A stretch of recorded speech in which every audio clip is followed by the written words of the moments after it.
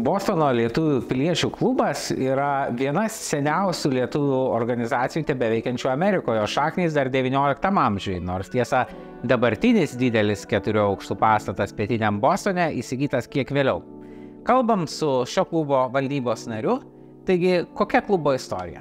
Bostono klubas buvo įrengtas 1899 metais. Po kiek laiko jie įsigijo pastatą, tai man rodos gal buvo 1926 metais. Ir po kiek laiko 1943 metais jie įsitaisė tam pastate, kuriam mes dabar gyvenam, dirbam.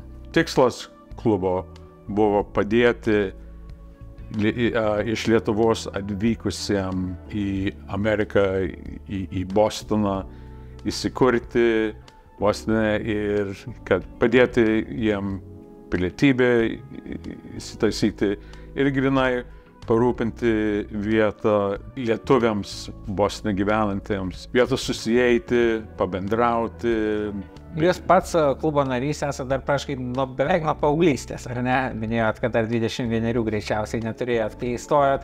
Kaip keitėsi per visą tą laiką klubo veikla? Kai aš buvau jaunuolis, kai įstojau į ją, pasidariau narys, per visą laiką labai keitės ir iš pradžių buvo labai veiklus bendravimas, bet per laiką visą laiką buvo mažiau ir mažiau. Lietuvių, aš manau, organizacijos pradėjo mažiau ir mažiau rinktis, nors tos organizacijos vis tiek dar egzistavo, bet buvo mažiau ir mažiau progų, kai buvo reikalingas klubas dėl jų veiklos.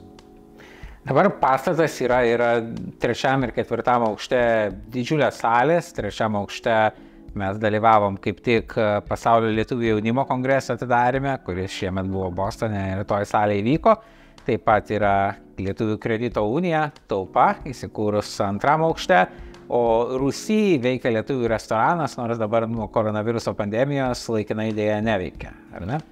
Teisingai, jo, per pandemiją mūsų virėja išėjo pensiją, po pandemijos nebesutiko sugrįžti virtuviai dirbti.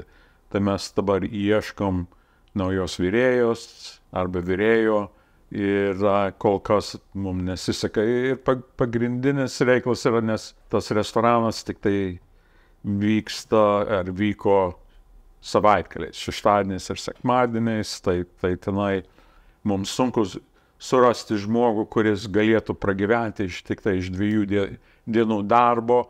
Bet taip išeina, kad kas nors, kur dirba 5 dienas į savaitę, dar praleisti dar 2 dienas dirbant savaitgaliais, čia yra retas žmogus.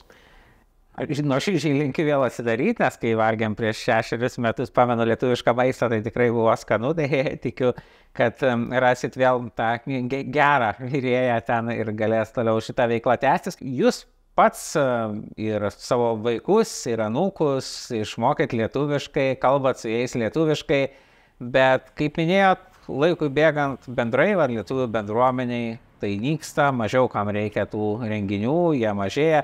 Kaip manot, kokia to priežastis? Ar tai buvo galima kažkaip pakeisti, ar kad, sakykime, iki šiol tiek narių rinktųsi į klubą, kiek senais laikais?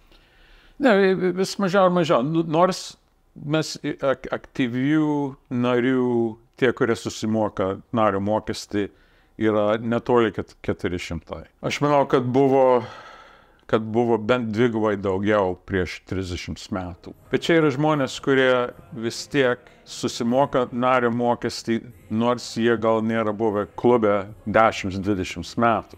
Jiem rūpi, kad tas klubas išsilaikytų, nors jie patys juo nesinaudoja.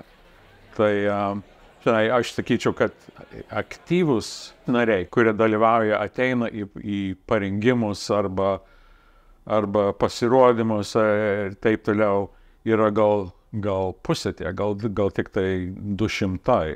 O kodėl tie žmonės, pavyzdžiui, moka nario mokestį, bet nedalyvauja? Kokios pagrindinės problemos? Aš manau, čia yra grinai, kad jie, nes jiem rūpi, kad ir nežinau, kodėl tikrai jiem rūpi, kad lietuvių klubas pajėgtų išsilaikyti.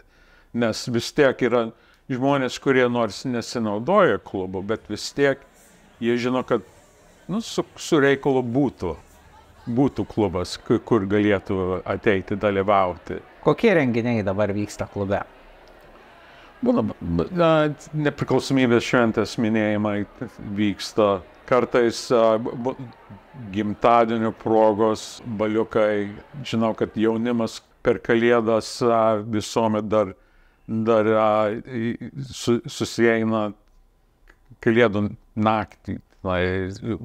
Čia jau, aš manau, kad 40 metų tas vyksta, yra beveik kaip tradicija. Lietuvių jaunimas, kuris išvažiavęs į universitetus ar kaip, bet sugrįžta namo Kalėdas švęsti su šeimom, vis tiek sueina tą vakarą, kad tik tai proga susitikti vėl. Jaunimo kongreso suvažiavimas čia vyko ir yra jaunimo sąjunga rengus naujų metų sutikimus tenai. Klubas kiekvienais metais nariams suruošia vakarą, kur visi nariai yra kviečiami, kur maistas būna parūpintas čia nemokamai ir taip pat ir šokiai ir yra vedama loterija. Tai čia yra keletai dalykų, kur kasmet yra, kur pats klubas ruošia lietuvių bendruomeniai. Bet kitaip iš organizacijų vis mažiau ir mažiau tenai dalyvauja, nors lietuvių tautinių šokių grupė savo repeticijas turi klube. Tai ypač prieš šokių šventės tenai yra daug veiklos, kur tėvai suveža savo vaikus šokti, tai tėvai tenai nueina į virtuvę, tenai į tą restoraną. Nors dabar, kur, sakau, restoranas yra uždaras, bet vis tiek baras būna atidaras. Tai kviečiu, jeigu kas esat Bostone, arba būsit Bostone, arba galbūt studijuojat Bostone, tai tikrai užsukti į lietuvių namus ir pajust tą lietuvišką istoriją ir kartu galbūt prisijungti prie kažkokios lietuviškos veiklos ar lietuviškų švenčių, kurios ten vyksta, o tikslę vietą, kur yra Lietuvių piliečių klubas, galite rasti tikslas.amerika.lt žemėlapį ir gabalėlietuvos.lt enciklopedijoje platesnį aprašymą apie tai. Na, o šiam YouTube kanale daugiau interviu tokių kaip šis apie žmonės, kurie kūrė, prižiūri ir kitaip puoselėja lietuviškas vietas Amerikoje.